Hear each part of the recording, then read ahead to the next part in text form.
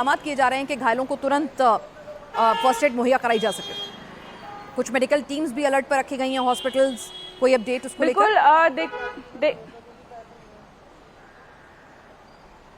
देखिए प्राची, यही सबसे बड़ी चुनौती है कि एम्बुलेंस वहां तक पहुंचे। जो राहत बचाव के लिए बड़ी बड़ी मशीनें इस्तेमाल की जाएंगी, क्योंकि जो है बोगियां पलट गई हैं, उन्हें सीधा किया जाएगा।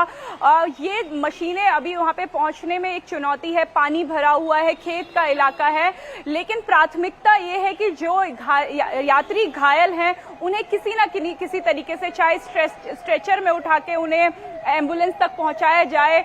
यात्री भी इस समय जो यात्री है वो सबसे ज्यादा मदद कर रहे हैं। हम आपको बता दें कि जो गोंडा पुलिस है, जो झिलाही एक गांव पड़ता है, वहां की लोकल पुलिस वहां पे अब पहुंच चुकी है और पुलिस ये सुनिश्चित कर रही है कि जो घायल व्यक्ति हैं उन्हें जल्द से जल्द उस इलाके से निकाला जाए और किसी नजदीकी अस्पताल में पहुंचाया जाए या फर्स्ट एड किट दी जाए, क्योंकि बहुत सारे यात्री घायल हैं जिनका इस समय खून बह रहा है। उन्हें गंभीर जो है वो चोटें इस हादसे में आई है। और आपको बता दें कि एक व्यक्ति की मौत हो चुकी है, लेकिन कैजुअलिटी का आंकड़ा बढ़ सकता है, क्योंकि इस रेल दुर्घटना को 1 घंटे से ज्यादा का समय हो चुका है और कोई भी जो मेडिकल फैसिलिटी है या मेडिकल जो राहत है वो देरी से पहुंची है। इसके चलते कैजुअलिटी का नंबर बढ़ सकता है। जी अनामिका, तो जहां की जो सर्कमस्टांसेस हैं और जहां की जो भौगोलिक स्थिति है, वहां पर इंफ्रास्ट्रक्चर और रोड कनेक्टिविटी जो है वो चुनौती बन रही है राहत और बचाव कार्यों के लिए भी और फर्स्ट एड के लिए भी। उस पर पार पाना भी चुनौती होगा, लेकिन क्या मरने वालों की तादाद में भी इजाफा हो सकता है? क्या इनपुट आपके पास आ रहा है? क्योंकि ऑफिशियल कंफर्मेशन अभी एक यात्री की मौत का आया है। देखिए कि अभी ऑफिशियल कंफर्मेशन एक यात्री का है, लेकिन जो वहां पे यात्री मौजूद है उनका कहना है कि 4 लोग इस समय अपनी जान गंवा चुके हैं। लेकिन अभी हम ऑफिशियल का वेट करेंगे। रेलवे के अधिकारियों ने इस पे कोई बयान नहीं दिया है। केवल एक यात्री के मौत की सूचना रेलवे प्रशासन की तरफ से दी गई है। लेकिन स्थिति अगर हम तस्वीरों में भी देखें पिनास, तो ये साफ देखा जा सकता है कि जो बोगियां पलटी हैं उनके अंदर यात्री थे, उसके नीचे जो यात्री पिचके हैं या फिर जो सबसे ज्यादा प्रभावित हुए हैं उनको सबसे ज्यादा चोटें आई हैं। और लोकल प्रशासन या लोकल लोगों के हिसाब से अभी तक 4 लोग इस रेल दुर्घटना में अपनी जान गंवा चुके हैं। और तो मरने वालों का आंकड़ा जो है वो बढ़ भी सकता है। चश्मदीद जो इनपुट दे रहे हैं उसके मुताबिक ये आंकड़ा ज्यादा भी हो सकता है, 4 भी हो सकता है और कुछ लोग अभी भी फंसे हुए हैं। लेकिन ये हादसा हुआ कैसे? हालांकि बहुत जल्दबाजी है। यह हादसा अभी कुछ ही मुश्किल से 1.5 घंटे का वक्त बीता है इस हादसे को हुए, लेकिन जो प्रथम दृष्टया लगता है, जो कहा जा रहा है कि वहां पर, जैसा हम तस्वीरों में भी देख रहे हैं, आसपास ट्रैक के आसपास पानी भरा हुआ था। अनामिका बता भी रही थी तमाम ट्रेन जो हैं वो स्लो स्पीड से ऑलरेडी चल रही थी, क्योंकि वहां पर बाढ़ की स्थिति है। यूपी में बाढ़ की स्थिति तमाम लोगों को मालूम है कि उस इलाके में क्या हालात हैं। तो वहां पर बाढ़ का पानी क्या ट्रैक पर भी आ गया था, जिसकी वजह से यह हादसा हुआ। हालांकि ट्रेन जो तमाम उस रूट पर चलने वाली हैं वो ऑलरेडी कम स्पीड से चल रही थी। अंदेशा है कि हादसा बाढ़ के पानी की वजह से भी हो सकता है, लेकिन यह कहना बहुत अभी जल्दबाजी होगी।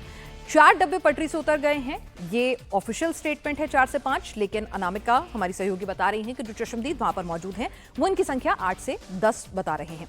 सीएम योगी ने हादसे का संज्ञान ले लिया है, अधिकारियों को तत्काल मौके पर पहुंचने के निर्देश दिए हैं। आपको एक बार फिर बता दें, ये ट्रेन नंबर था 15904, चंडीगढ़ से डिब्रूगढ़ जा रही थी। चंडीगढ़ एक्सप्रेस इस ट्रेन का नाम है। 11:39 पर ये अपने जो स्टेशन था जहां से ट्रेन शुरू हो रही थी वहां से रवाना हुई। दोपहर करीब 2 बजे गोंडा से निकली और 27 किलोमीटर का सफर इसने तय किया।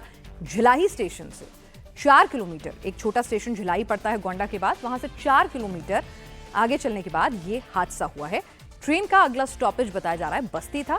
गनीमत ये रही कि ट्रेन की स्पीड बहुत ज्यादा नहीं थी और जिसकी वजह से वहां पर ऑलरेडी अनामिका जानकारी दे रही हैं कि फिलहाल एहतियातन वहां पर चलने वाली, तमाम इस रूट पर चलने वाली ट्रेन की स्पीड जो है बाढ़ की वजह से पहले से ही निर्देश दिया गया है ड्राइवर्स को कि स्लो स्पीड पर ट्रेन रखें इन एरिया से गुजरते वक्त। तो ट्रेन की स्पीड जो है वो कम थी। कुछ लोग का ये भी कहना है क्योंकि स्टेशन से जस्ट ट्रेन छूटी थी, अब झिलाई स्टेशन पे इसका हॉल्ट था, वहां पर ट्रेन रुकी थी, नहीं रुकी थी।